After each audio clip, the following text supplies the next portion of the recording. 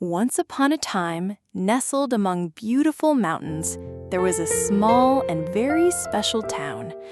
It was home to kind-hearted, polite people who always took care of each other and the nature around them.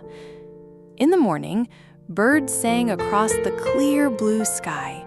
By evening, the sun set behind the mountains, casting a soft pink glow over the town.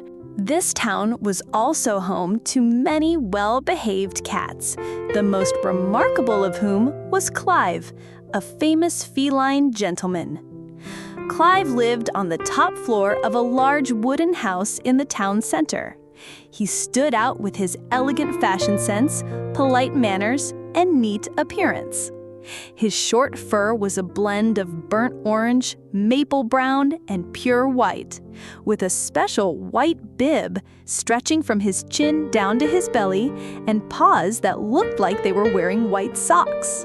Clive had an entire wardrobe of refined outfits, from velvet coats and suits to tailored silk pajamas in a cool shade of blue. Everyone loved Clive, not just for his looks, but also for his calm and graceful demeanor. One quiet morning, as sunlight peeked through the window, Clive slowly woke up. He stretched his legs, gave a long yawn, and began thinking about breakfast. But suddenly, rip! A small sound broke the silence. Clive looked down in shock. His favorite silk pajama had torn. Clive shuddered in embarrassment. He immediately called for his trusted assistant, Mr. Tibbles, a fluffy white cat in an orange vest. At Clive's call, Mr. Tibbles rushed in, his paws clicking on the wooden floor. One glance, and he understood what had happened. However, there was a serious problem. Clive didn't have another pajama. Mr. Tibbles suggested buying a new pair from a shop in town, but Clive shook his head. He couldn't wear just any pajamas. To Clive, every detail mattered. The fabric had to be woven from the silk of the sleepiest silkworm, the buttons made from the gentlest dreams gifted by the Dream Baron, and the thread spun only at the Temple of Peace, a place where only the quietest creatures could live.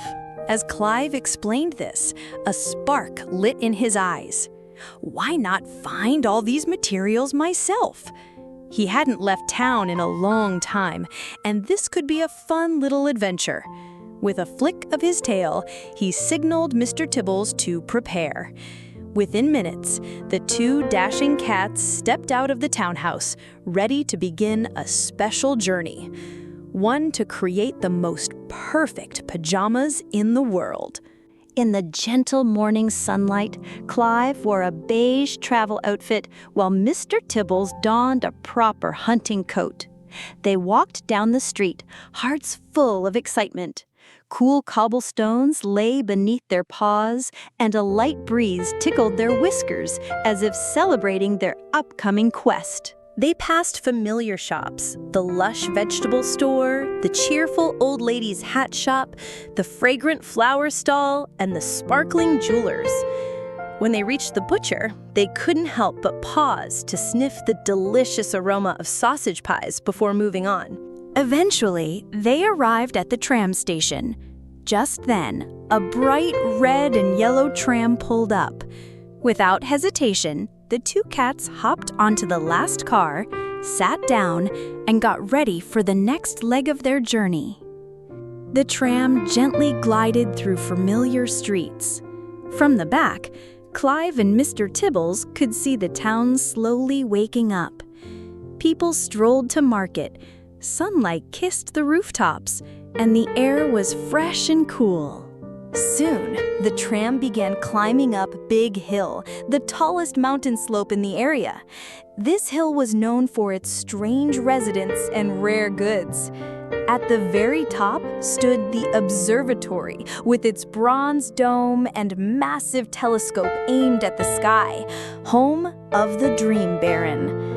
The tram slowed and stopped in front of the observatory. Clive adjusted his coat and smoothed his ears.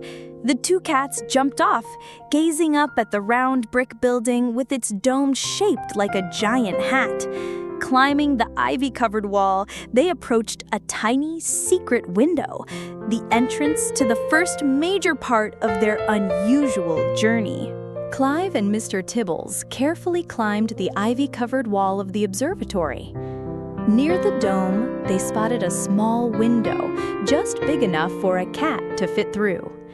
Clive tapped the frame in a special rhythm. Soon, the window swung open without a sound. They leapt inside and landed on a soft, thick rug. The tiny room was no larger than a closet, but shimmered with color. The walls were painted gold, and the ceiling was studded with hundreds of colored glass beads that sparkled in the sunlight like a dance of light. Before them stood a throne. Seated with a solemn yet slender presence was the Dream Baron, an old cat with deep, cloudy gray eyes. He was the keeper of feline dreams, wild, unruly things that obeyed no rules.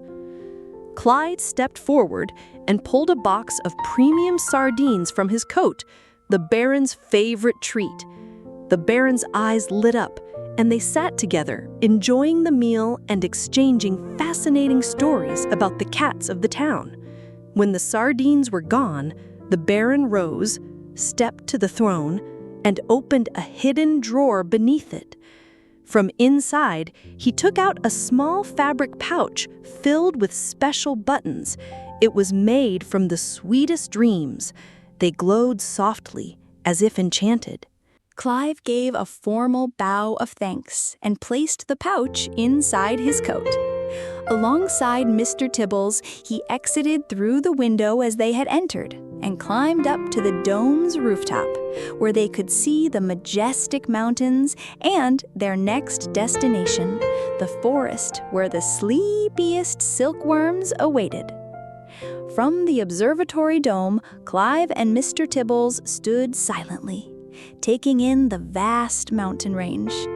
Snowy peaks sparkled in the sunlight, and at the base lay a green forest, home to the most special silkworms. It was there they would find silk spun by the sleepiest of all, the key fabric for the perfect pajamas. Clive pulled out a neatly folded umbrella from his coat. Mr. Tibbles blinked, whiskers twitching slightly, but Clive gave a reassuring smile. "It'll be fine," he said. The two grabbed the umbrella handle, linked tails, and jumped. They floated gently through the cool air, the umbrella opening smoothly, carrying them like falling leaves through the vast mountains and trees. The silence was calming, broken only by the breeze and their excited heartbeats.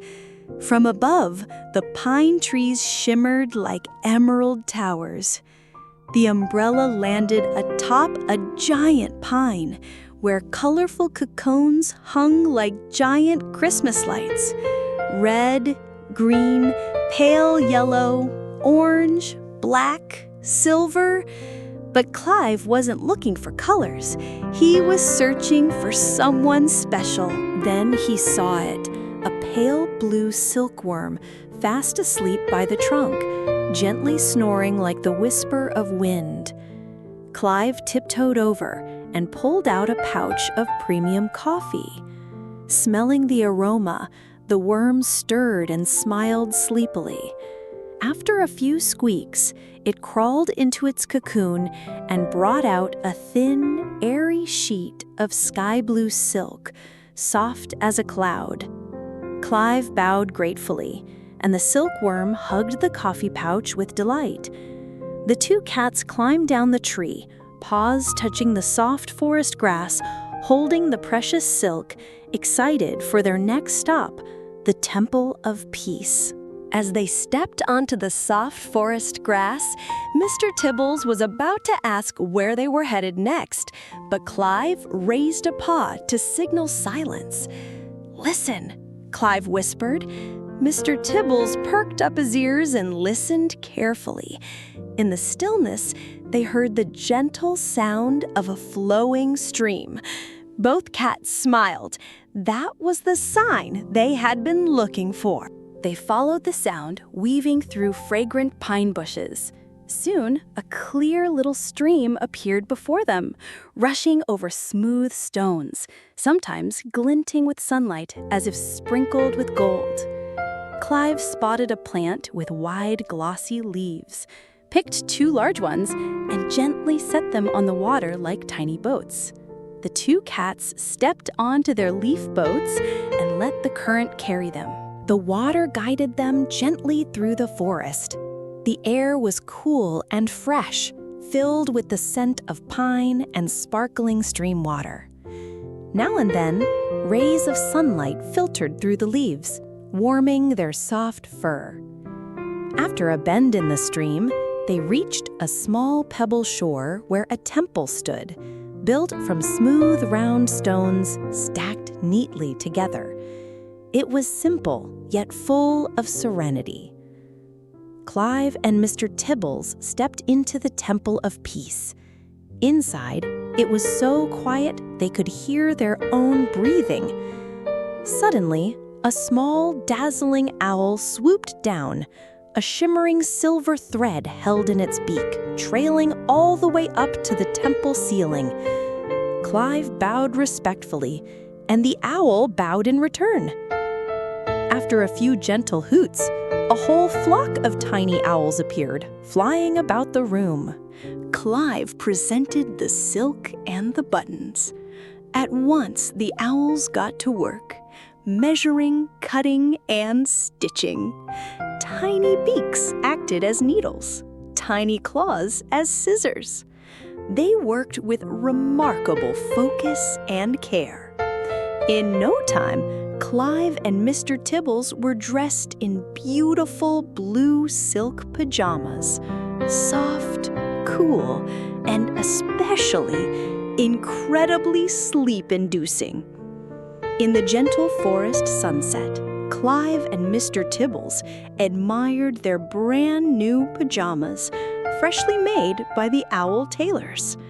The silk shimmered like the early morning sky, cool to the touch and light as a breeze. The buttons sparkled silver, glowing faintly like tiny stars. They slipped into the pajamas and giggled softly. The fit was perfect, and the feeling was like being wrapped in a gentle hug. The elder owl led them to a small resting room inside the temple, where moonlight poured through a round stone window, forming a flower-shaped pattern on the floor. In the center of the room were 2 round nests made of soft straw, lined with white feathers and fragrant grass, an invitation to rest. Clive lay down first, pulling the blanket up to his chest. Mr. Tibbles curled up beside him, his pajamas sparkling faintly with each peaceful breath. A soft breeze drifted in, carrying the scents of the forest, the stream, and the sweet promise of dreams.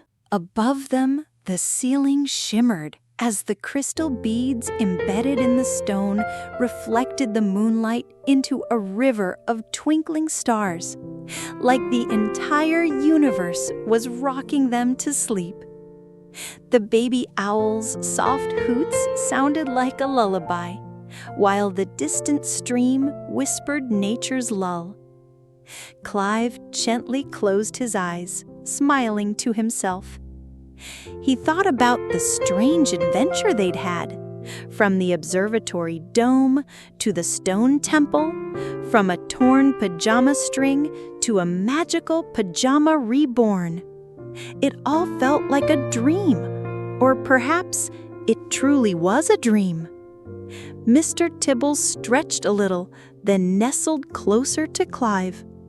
The 2 little friends drifted into a deep, peaceful sleep in the quiet temple nestled in the green forest, where only the moonlight and the wind stood watch over the ones who dared to dream.